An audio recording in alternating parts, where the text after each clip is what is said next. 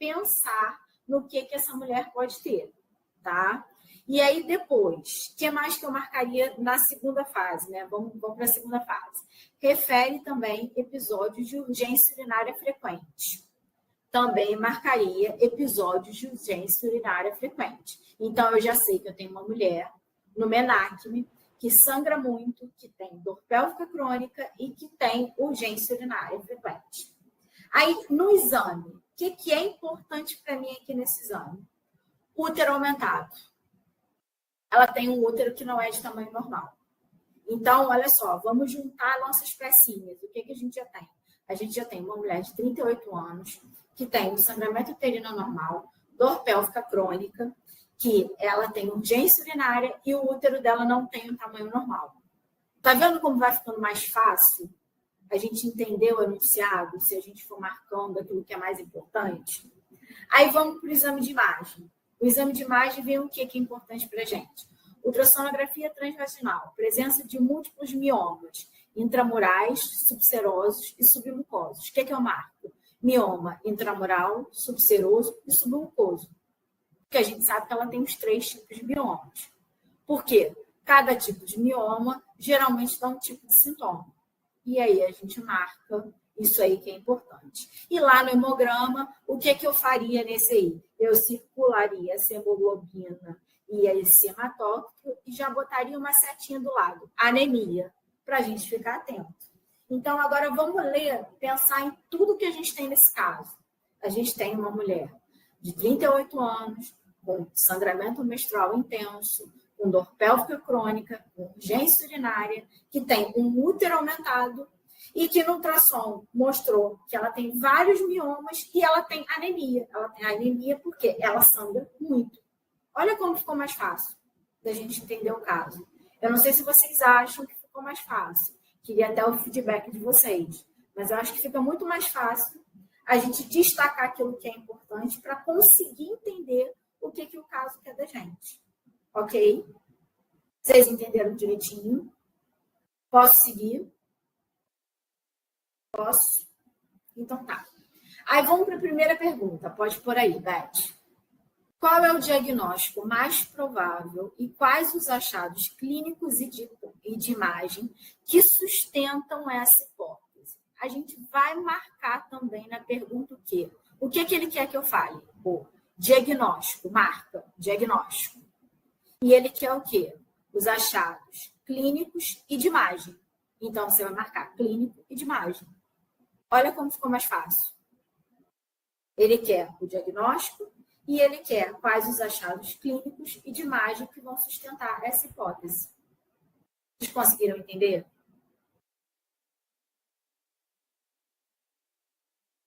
E aí, pessoal, o que vocês colocariam como diagnóstico?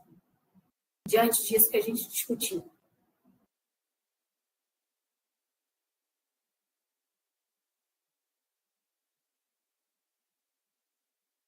Isso aí, mioma uterino, miomatose uterina, ou leiomioma uterino.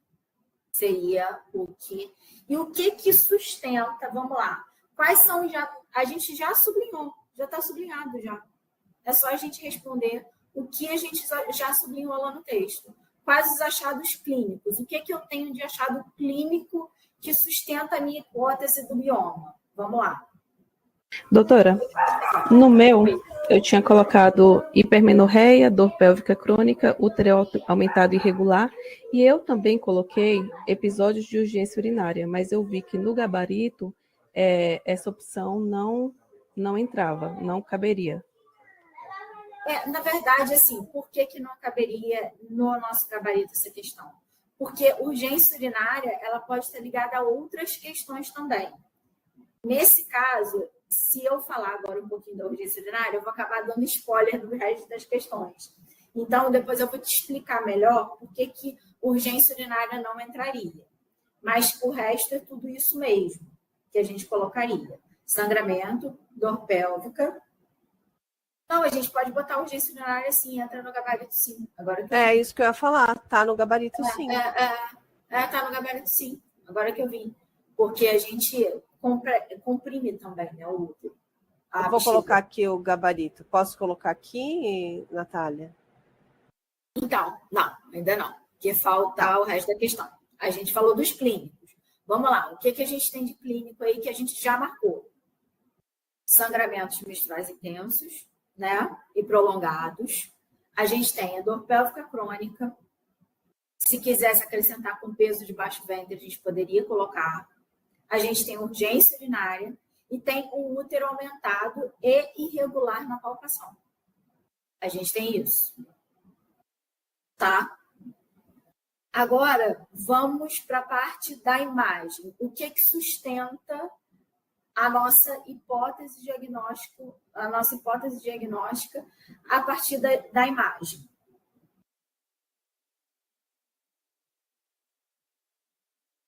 Ele quer as duas coisas. Ele quer o clínico, o achado clínico, a gente já acertou. A gente já acertou o diagnóstico, a gente acertou o achado clínico, e agora a gente precisa o quê? Qual o achado de imagem que vai sustentar para a gente que é um mioma? É isso que a questão quer.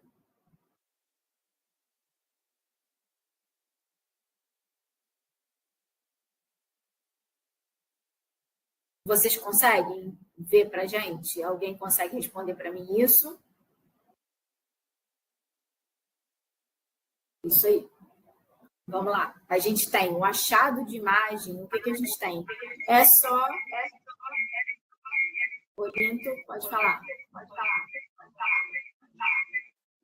Acho que está dando uma microfonia em algum áudio aí, gente.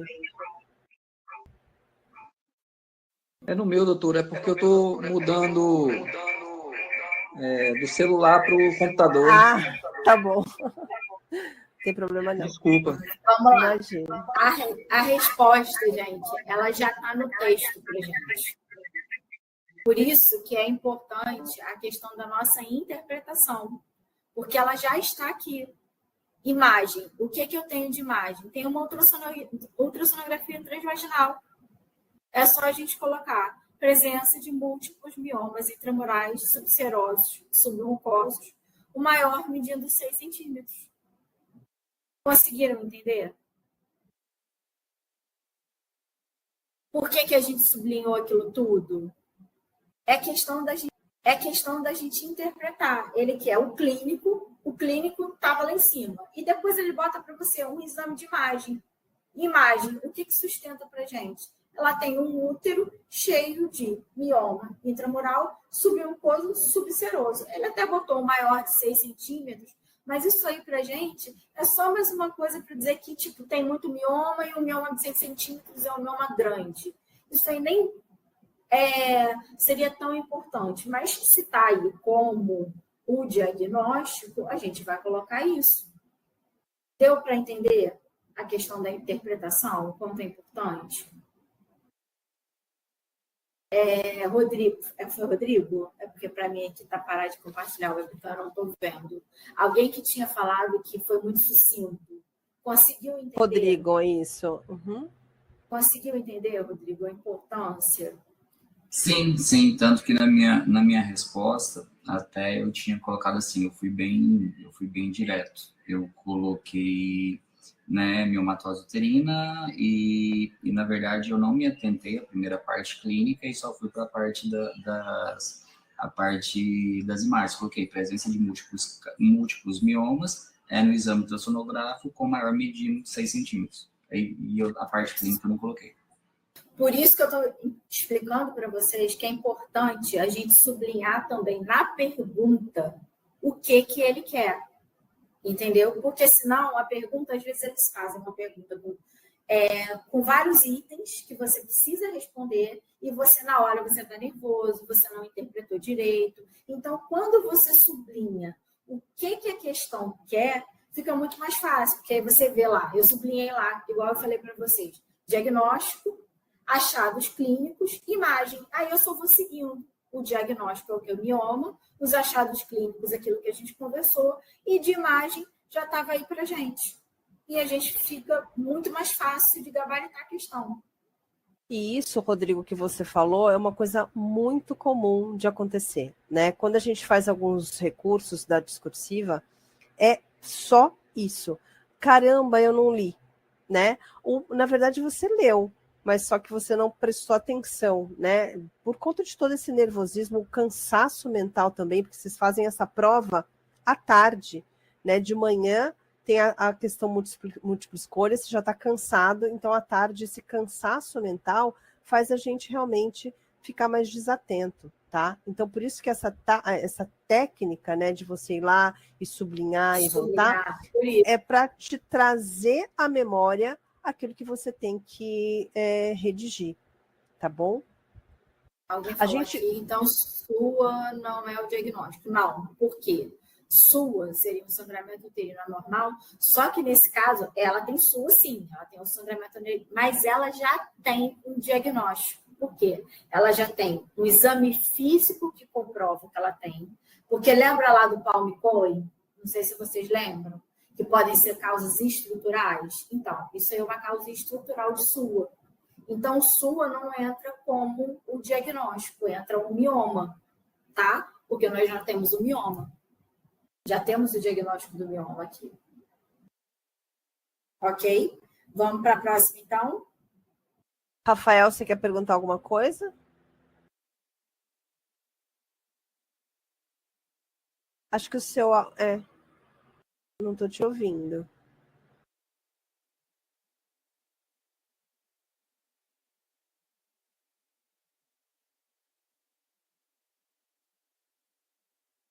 Vamos para a próxima? Peraí, que o Rafael tem uma dúvida, acho que ele queria falar, mas acho que está mudo ali, ele vai escrever. Eu vou colocar só a resposta da primeira aqui.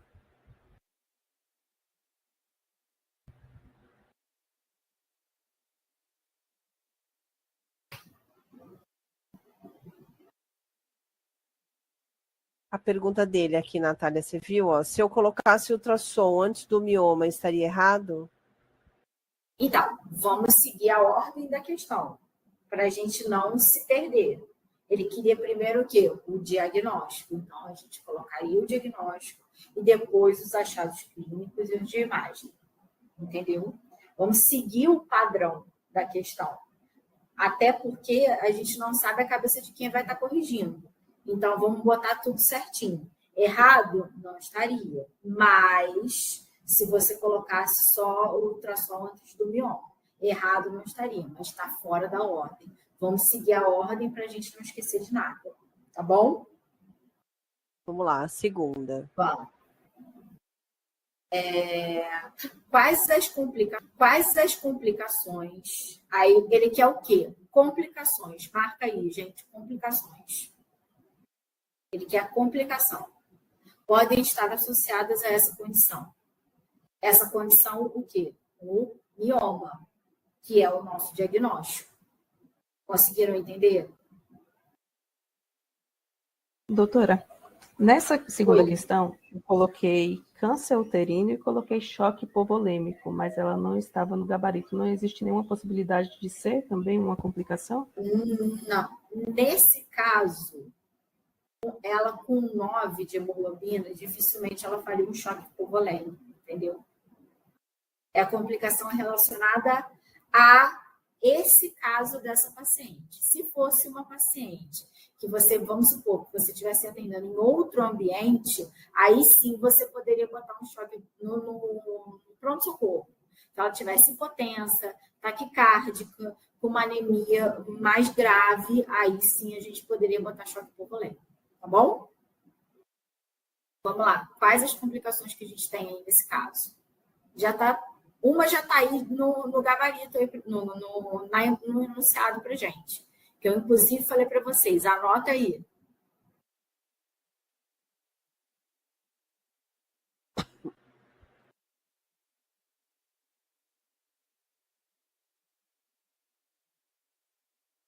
Sangramento? Seria uma complicação. O sangramento ela já tem, né? A complicação do sangramento, o que a gente tem? A complicação do sangramento levou ao quê? Uma hemorragia, né? Levou à anemia, isso aí. Anemia, sim. Então, Uma das complicações é a anemia. A outra, qual outra complicação que o mioma ele pode dar? E, na verdade, ela está querendo saber as complicações que o mioma ele pode dar.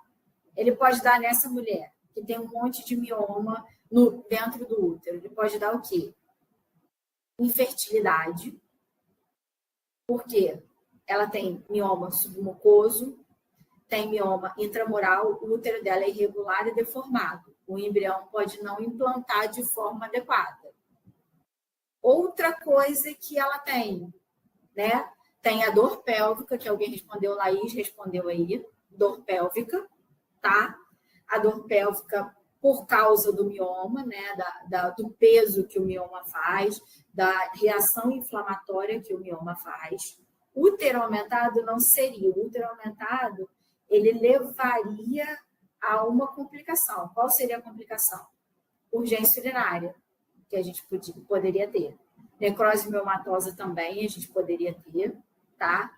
Isso aí, urgência urinária seria uma outra complicação que a gente poderia ter. E até constipação intestinal, porque como o útero fica muito grande, ele pode comprimir tanto bexiga quanto intestino, já que o útero fica ali no meio. Bexiga na frente, intestino, né, o reto, que é mais para trás. Então, ele poderia causar essas duas coisas. Conseguiram chegar nessa resposta? Alguma dúvida?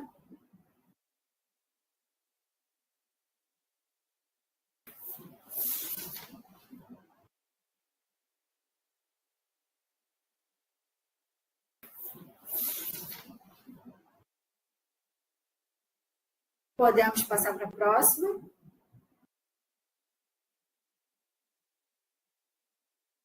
colocar a terceira questão aqui. Alguém respondeu? A pergunta da Larissa é: eu tenho que justificar todas as complicações? Essa é a pergunta dela. Nesse caso, sim. Nesse caso, seria bom a gente justificar. Por quê? Quando ele não quer que você justifique, ele é muito, muito objetivo. Ele fala cite. Quando ele pergunta quais as complicações podem estar associadas a essa condição, aí seria importante a gente justificar, porque ele não quer uma coisa rápida, ele quer que você explique por que eu tenho uma complicação em relação a esse mioma de infertilidade. Porque o útero é deformado, não vai implantar um embrião, entendeu? Depois a gente vai ter uma aqui que no próximo caso que vocês vão ver que é cite. Cite é só você citar. Agora, quando ele não bota só citar, a gente tenta descrever um pouquinho mais, porque nessa da descrição do um pouquinho mais, a gente pode pontuar, entendeu? Então, é isso que é importante. Quando é uma coisa importante. Isso é que é importante que a Natália falou, Larissa, assim, o que acontece? Se é uma questão que até poderia dar recurso, tá? Porque você fala assim, mas não está lá especificando justifique. Mas ele também não está com um verbo, um comando dizendo só cite, que é isso que a Natália falou, né? Então, ele pode sim querer que você dê uma complicação um pouco mais explicada. Por isso é que a gente falou que existe uma maneira da gente redigir a resposta que garante mais pontuação. Então, quanto mais você puder explicar sem encher linguiça, né? Não é você ser prolixo e falar demais, né? Mas quanto mais você puder explicar, qual é a complicação? Anemia. Por quê? Beth, mas ele não está pedindo justificativa. Tá, mas ele também não está dizendo só cite, né? Então, como está muito assim nebuloso, explique, né? Isso garante com que você tenha a pontuação sem precisar do recurso, porque o recurso é uma coisa que a gente sabe que vai ficar ali, às vezes, à mercê da banca. Então, a gente já garante a pontuação antes de qualquer coisa, tá? Pelo que eu vi, até da última prova, quando ele quer só, é isso aí, é o comando cite, é o que a Beth falou, a gente tem que olhar o comando. Olhou o comando, tá cite, é só falar isso, isso e isso. Do contrário, gente, não tem cite, aí tenta explicar um pouquinho, para tentar pontuar mais, tá bom? Vamos para a próxima? Terceira questão. Descreva 4 opções terapêuticas para o manejo dessa paciente. Aí, Natália, só uma coisinha. O Diego está perguntando quantas complicações eu devo dar. então, na verdade, pelo menos 3, eu acho que seria bom, tá? Pelo menos 3 complicações. Aqui, A gente aqui colocou várias, né? Exatamente. Na pergunta, ele não está numerando. Hoje em dia, né, cada vez mais, para evitar recurso, ele está colocando a quantidade. Quando ele não colocar, vamos colocar o máximo que a gente lembrar, né? O máximo que a gente lembrar. Então, a Natália está falando, olha, pelo menos 3, né? Mas coloquem o máximo, né? O máximo que vocês lembrarem. Então, sim, quais são as complicações? Nossa, Beth, eu lembrei de 5. Coloca 5, né? E o mínimo? Poxa, no mínimo 3. Não lembrei, é outra coisa, né? Mas, assim, fazer 2 é muito pobre. Muito pouco, entende?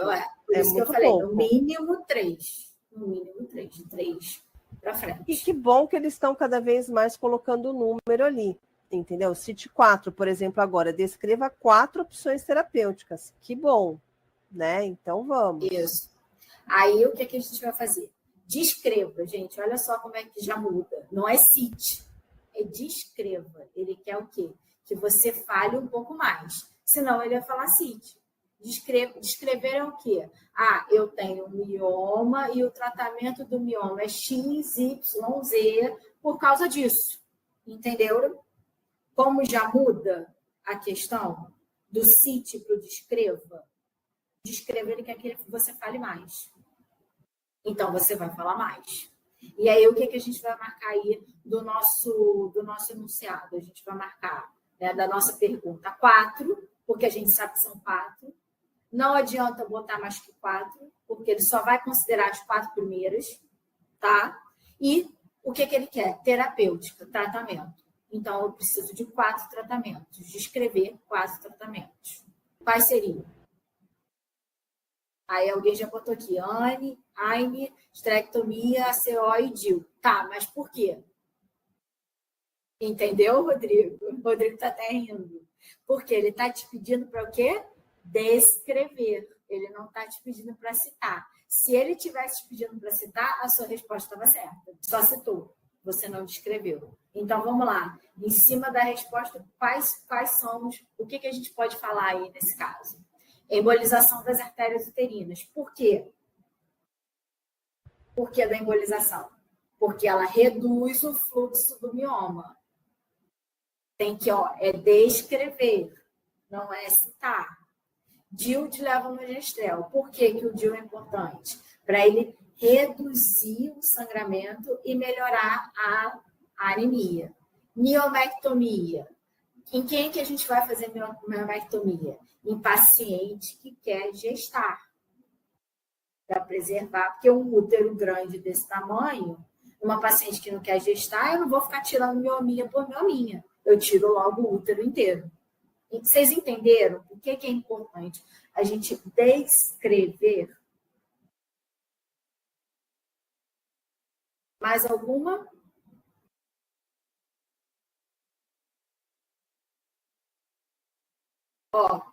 Bota o gabarito aí pra gente, Beth. Tá a progesterona VO seria aceito. Geralmente a gente bota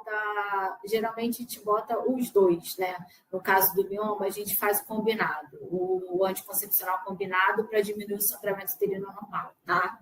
Mas só a progesterona também seria aceito, só que você tem que botar como progesterona contínua para diminuir o sangramento. Por exemplo, se a paciente for, nesse caso aqui, ela não tinha comorbidade, mas se ela foi hipertensa, eu vou fazer a progesterona contínua só, eu não vou fazer o estrogênio, entendeu? Então, você poderia colocar também, tá? Outra coisa interessante que tem, botou o gabarito já pra gente, Beth? Tá aqui, vocês conseguem ver o gabarito? Tá. Aqui na descrição. Os análogos, tá? De GNRH. Os análogos de GNRH, só explicar rapidinho para vocês, é importante só para a gente reduzir o tamanho do mioma quando a gente quer preparar a paciente para uma cirurgia, tá bom? Mas é um tipo de tratamento. Ele quer 4 só. que eu botaria de 4, tá? Que eu acho mais fácil. Anticoncepcional, não hormonal, DIU, esterectomia, o Transamin, que todo mundo esqueceu aí do nosso Transamin, e o anti-inflamatório, tá? Colocar esses 4, que são os mais simples e os mais fáceis de justificar. O Transamin e o anti-inflamatório para diminuir o sangramento, o estrogênio e progesterona para diminuir o sangramento, o DIU também para reduzir o sangramento, e a intervenção cirúrgica para resolver de vez a questão e retirar o útero e oferecer o tratamento definitivo, tá bom?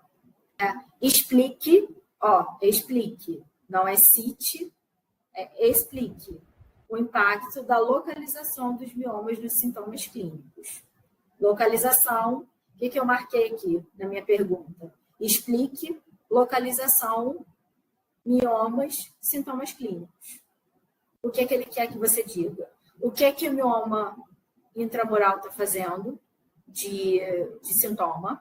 O que o mioma submucoso está fazendo de sintoma? E o que o mioma subseroso está fazendo de sintoma?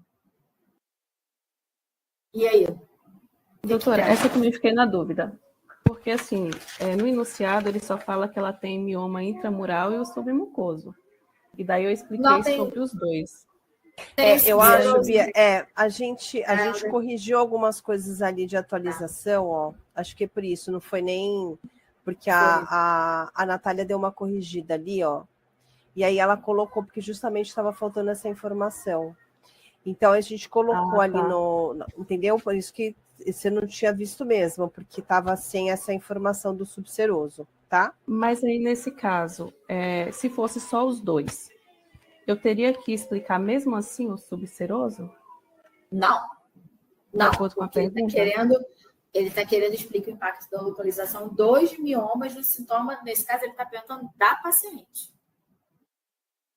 Entendeu? Por isso que quando eu fiz a correção do caso para a Beth, eu botei o subseroso junto. Entendeu? É só em relação a esse caso, que são os miomas da paciente. O intramural, ele faria o quê?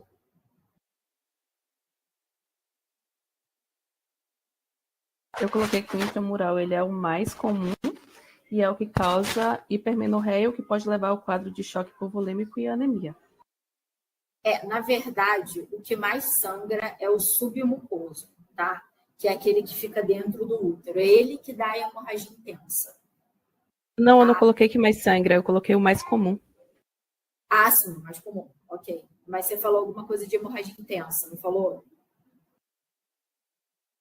Sim, eu falei que pela hipermenorreia ele pode levar ao quadro de choque hipovolêmico e anemia. Esse é mais o submucoso. Anemia, ok, mas choque hipovolêmico seria mais o submucoso, tá? O submucoso ele está dentro do útero. E aí ele já sangra direto ali para dentro. Tá bom? Então vamos lá.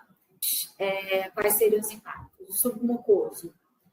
A localização, que foi o que eu falei, que eles sangram muito, né? Eles causam bastante hemorragia.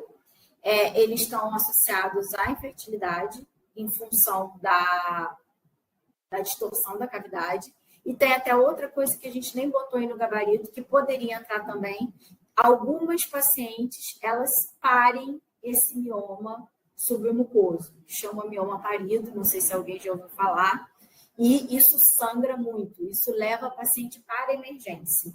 Então, isso também poderia entrar, tá? Os miomas intramurais. Por que eles são ruins, né? Porque eles vão crescer na parede muscular do útero, eles causam uma reação inflamatória ali e causam dor pélvica, a sensação de peso, além das alterações menstruais. E o subseroso é aquele que fica por fora. Por que esse subseroso ele é ruim? Porque, primeiro, que ele fica por fora, ele pode torcer, você pode ter uma degeneração ali daquele mioma, você pode ter e a compressão, porque dependendo de onde ele está, ele pode ficar em cima da bexiga. Por isso que essa paciente provavelmente ela tinha é uma urgência urinária, devia ter um mioma ali. Ele pode ficar perto do reto, causando constipação intestinal. Então, por isso que, nesse caso, o subseroso, ele faz muita compressão de órgãos, entendeu?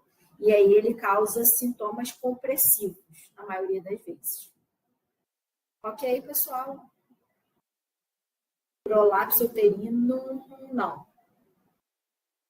Doutora, quando a senhora falou que o mioma parido seria o prolapso uterino ou é outra coisa?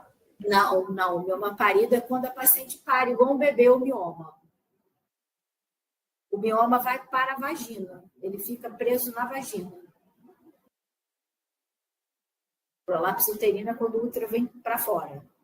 Esse não. A paciente põe o mioma, por isso que chama de mioma parido, porque ele vai para fora da vagina. Ele fica na vagina. E aí causa um sangramento bem grande, tá? É isso, pessoal. Tudo bem? Dessa?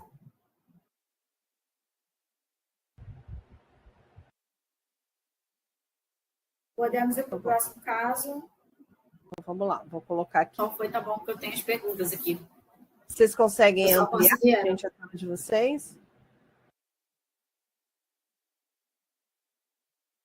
Estão conseguindo ver? Beth, desce para as perguntas. Que a gente vai começar pelas perguntas agora. Tá então, pessoal, foi aquilo, tá ótimo aí. Isso. Foi aquilo que eu falei com vocês. Essa é uma outra técnica que eu geralmente uso bastante, tá? O que eu faço em pergunta discursiva? Eu faço o contrário. Eu primeiro vou nas alternativas, tá? E leio as alternativas para tentar já ir no texto procurando as respostas. Tá bom? Então, vamos lá. Quais as perguntas? Qual o diagnóstico? Aí eu já sublinho aí o diagnóstico. Qual o diagnóstico mais provável? E cite os achados que sustentam essa hipótese. Ó, o cite aí, hein, gente? Já marco o cite. Aí eu vou para a segunda. Quais os exames complementares que devem ser solicitados para investigar o caso? Aí eu já marco exames complementares, que eu já sei que ele quer diagnóstico, ele quer exame complementar, aí depois cite 3 opções terapêuticas e sua justificativa. Aí eu já sei que ele quer o tratamento também. E depois explique a importância da biópsia endometrial em mulheres nessa condição. Eu já leio para ter mais ou menos uma noção do que eu preciso procurar no caso, tá? Não sei se para vocês faz sentido, mas para mim, eu acho que me ajuda muito. Porque, na verdade, o médico é investigador. Então, eu já tendo as perguntas, eu já consigo ir no texto já tentando procurar aquilo que eles falam para mim. Que ele quer o quê? Ele quer o diagnóstico, ele quer exame complementar, ele quer tratamento e ele quer por que a biópsia é importante. Aí, agora, vamos para o texto. Vamos lá. Aí agora pode voltar ao normal, Beth. Não precisa nem compartilhar mais a tela, não. Tá legal. Uhum. Vamos lá. Bom, eu já sei que diagnóstico é importante para mim, tratamento, exame complementar e importância da biópsia. Vamos lá. Uma paciente de 48 anos. O que a gente vai marcar? A idade dela. 48 anos. Tá? Refere ciclos menstruais irregulares. Ciclos menstruais irregulares nos últimos 6 meses, com episódios de sangramento abundante e coágulos, que duram até 10 dias. Aí, o que eu vou marcar aqui? 48 anos, ciclos menstruais irregulares, sangramento abundante, e tá bom. Ela também relata fadiga e palidez. Aí, o que eu vou marcar? Fadiga. E também vou marcar o quê? Palidez. Tá? O exame dela, exame físico, a pressão é boa, a frequência cardíaca é boa, IMC aumentado. Marca também o IMC aumentado. Aparelho genital, sem lesões. Marca sem lesões evidentes ao toque vaginal. Aí você marca aí o sem lesões evidentes ao toque vaginal. sem lesões só, né, na verdade.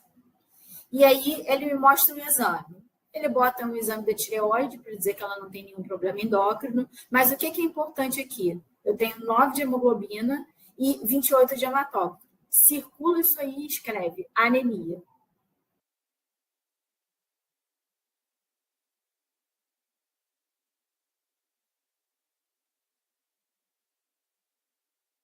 E aí, eu já sei, diante desse caso, o que eu sei? Que eu tenho uma mulher de 48 anos, com sangramento abundante, que está levando ela a ter anemia, que ela está ficando cansada, que ela está ficando pálida, e depois tem ultrassom. O ultrassom dela vem escrito o quê? Espessamento endometrial. Aí a gente vai marcar aí, espessamento endometrial de 16 milímetros. O que eu tenho nessa mulher, gente? Uma mulher na perimenopausa, com um sangramento uterino normal com endométrio espessado.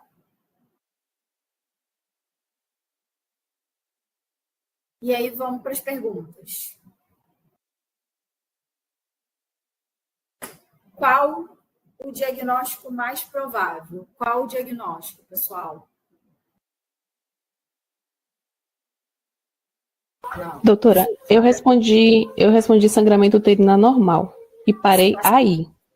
Só que no gabarito tem por causa da suspeita de hiperplasia endometrial. E tem que colocar? Eu não entendi os critérios para ter essa suspeita. A gente tem dois, na verdade, a gente tem aqui. O que acontece? A gente tem duas partes dessa pergunta. Vamos lá para a nossa interpretação.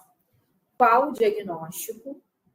É uma coisa, sangramento uterino normal. A primeira parte foi: cite os achados que sustentam essa hipótese. Eu tenho que citar aquilo que sustenta a minha hipótese do sangramento uterino normal e no climatério com hiperplasia endometrial, porque eu sei que ela tem um endométrio espessado. Por isso que a gente tem que botar hiperplasia endometrial. Entendeu, Bia? Entendi, sim. Mas se eu tivesse respondido só até o SUA, claro, com o que define, seria aceito? Seria meia questão. Meia questão, porque você já tem um ultrassom aqui dizendo qual é o provável problema do sangramento dela, que é esse endométrio espessado. Entendeu? Ela tem um sangramento uterino normal porque o endométrio dela está espessado demais na região, na idade de perimenopausa. Ok? E aí, vamos citar os achados que sustentam a minha hipótese, que eu acho que ela tem uma hiperplasia do endométrio. Vamos lá. São os ciclos, né? Não, só coloquei sua. Não dei atenção para a ultrassom. Tá vendo? Por isso que é importante, Larissa, aquilo que eu falei. A gente precisa sublinhar tudo que está na nossa questão e que é importante para a resolução da questão, tá? Espessamento endometrial. A gente tinha que ter sublinhado lá para a gente ficar atento, porque tudo está ali por algum motivo. Algumas coisas eles botam para complicar. Mas, dentro do caso, igual eu falei, a gente vai marcando aquilo que é importante, igual eu falei com vocês. Sublinha aí e escreve anemia, para a gente saber que essa paciente tem anemia. Por quê? A gente vai precisar isso para o gabarito, para botar lá na questão. Tá? E aí, vamos lá. Os achados que sustentam, né? Essa hipótese, né? Essa hipótese. Quais são os nossos achados, né?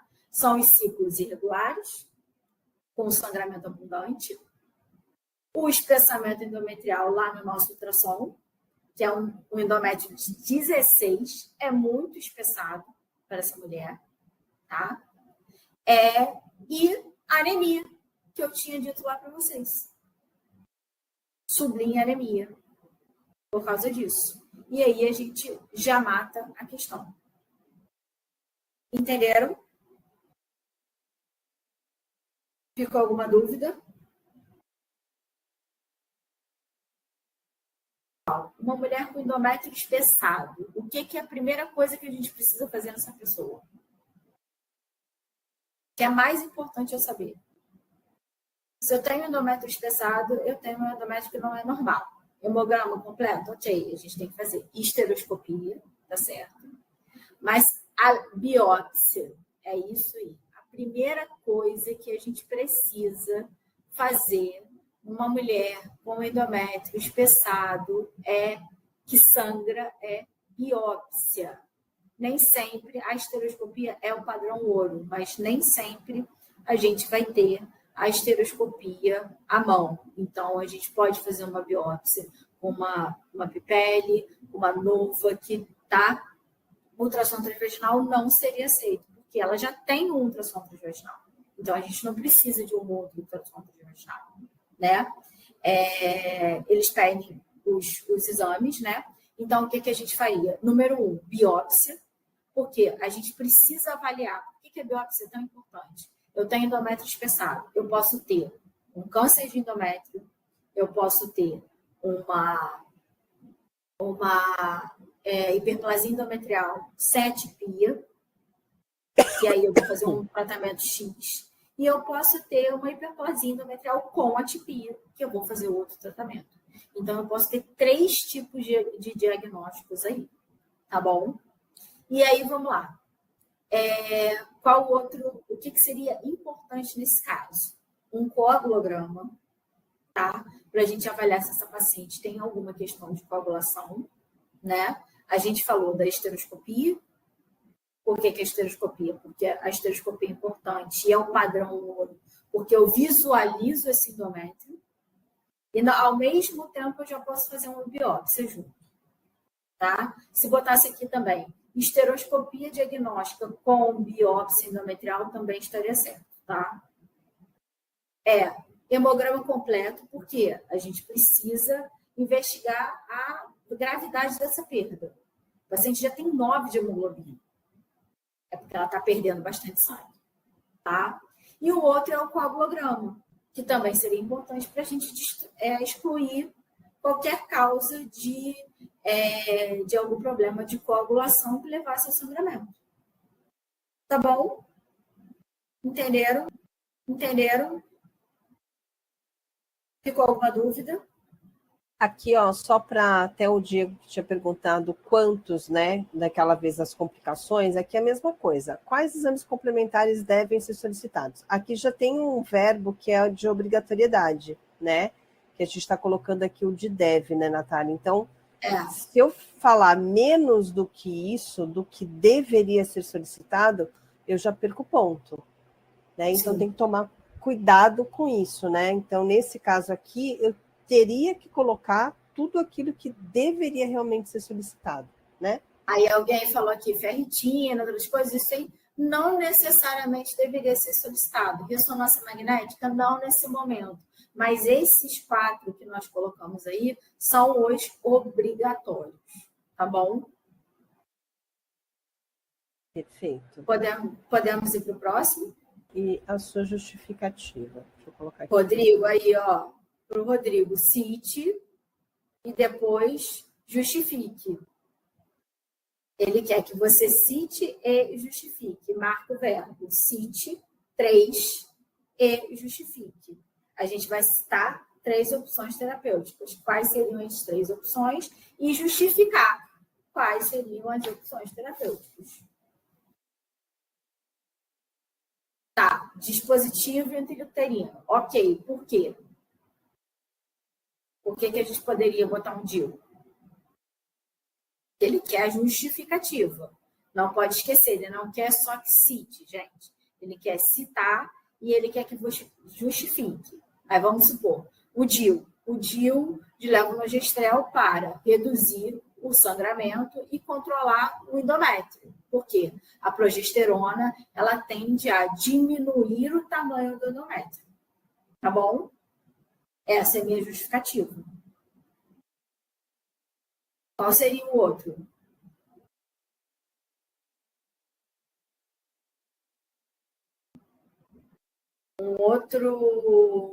Uma outra opção de tratamento que a gente podia fazer para essa pessoa.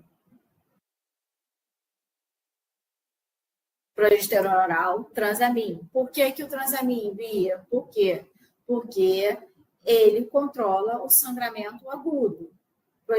Progestagens orais. Poderíamos fazer. Por quê? Para reduzir o crescimento endometrial e controlar o sangramento. Não esqueçam, gente, não é só citar, é citar e explicar. A gente precisa explicar por que a gente está fazendo esse tratamento, tá? E vitamina K não. Não. Cirurgia, esterectomia. A gente pode fazer esterectomia nos casos o quê? Refratários, onde o tratamento, lembra que eu falei? Primeiro, sempre a gente tenta o tratamento medicamentoso.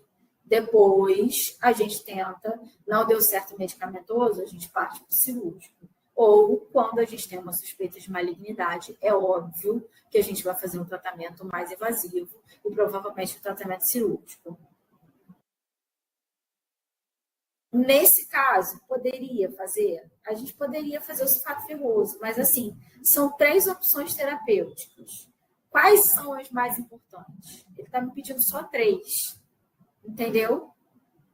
Lembra que agora eles estão deixando mais claro que eles só vão aceitar as 3 primeiras, né? Nesse caso aqui não deixou claro, mas lembra, vamos começar a entender esse padrão de prova. Se ele pediu 3, provavelmente ele só vai aceitar as 3 primeiras. Não deixa de colocar 10, entendeu? Ele só vai aceitar as 3 primeiras que você colocar. Não é a melhor de 3, né? As 3 melhores de 10, né?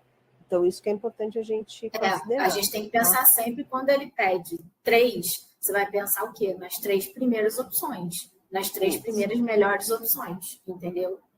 É isso que a Beth está falando. É assim, eles falam, né, a questão de ouro, né? Quais são as três respostas de ouro, vamos dizer assim, que é o que é mais importante, tá bom? E aí, o que seria interessante também, que a gente também poderia fazer com essa paciente, tá? É a ablação endometrial. A ablação endometrial a gente faz por videoestereoscopia.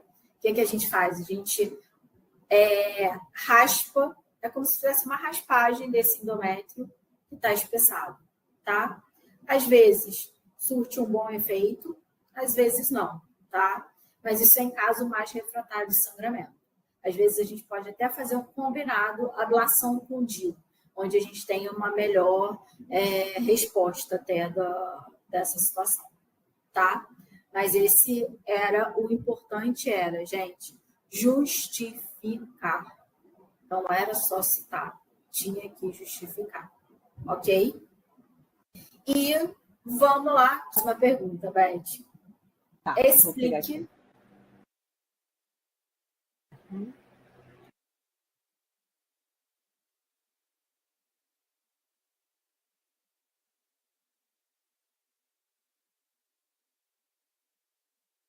Vamos lá. Explique a importância da biópsia endometrial em mulheres nessa condição. Ele quer que eu explique, gente. Qual seria a explicação? Eu já até dei para vocês essa resposta.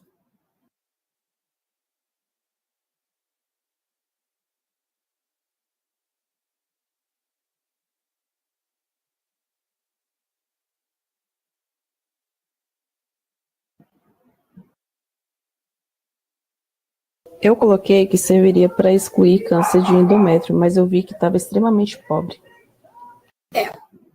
Porque ele quer o quê? Explique. Olha só, né? Se a gente bota só uma coisa, né? E muito pouco, só para excluir câncer de endométrio. Não. Eu quero excluir câncer de endométrio. Eu quero saber, né? Primeiro, né?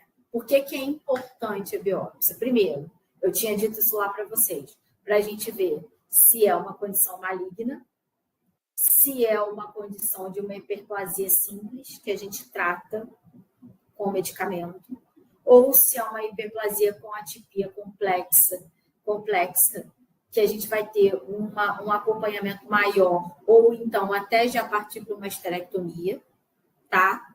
Segundo, seria, além disso tudo, a gente identificar, né, essas lesões, o que é diferenciar o que é maligno, do que é pré-maligno, do que é benigno, porque a gente pede uma biópsia o quê? Justamente para isso. É só para todo mundo que a gente pede uma biópsia, a gente pede por quê? Porque a gente quer identificar o quê? se aquilo ali é maligno, se aquilo ali é pré-maligno ou se aquilo ali é benigno. Além disso, diante disso, o que eu vou fazer? Eu vou guiar o meu tratamento. Se for maligno, eu trato do jeito X. Se for benigno, eu trato do jeito Y. Se for pré-maligno, eu vou tratar do jeito X, Y, Z. Ficou claro? Por que a gente tem que ampliar? Porque a biópsia não é só para me dizer se é maligno. A biópsia é para me dizer se é maligno, benigno ou no meio do caminho.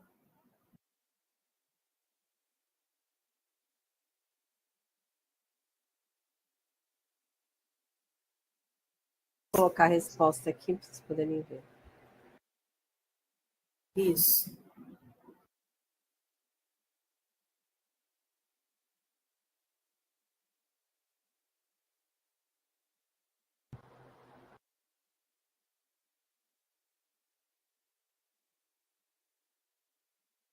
E aí, só botou alguma coisa aqui, deixa eu ver aqui.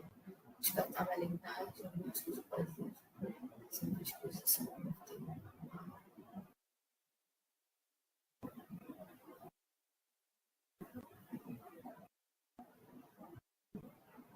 Sim, estaria correto. Estaria correto. O gabarito, pessoal. Alguma dúvida? Ficou alguma dúvida dessa questão?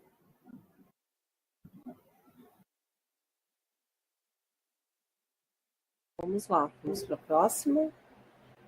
Podemos ir para o próximo?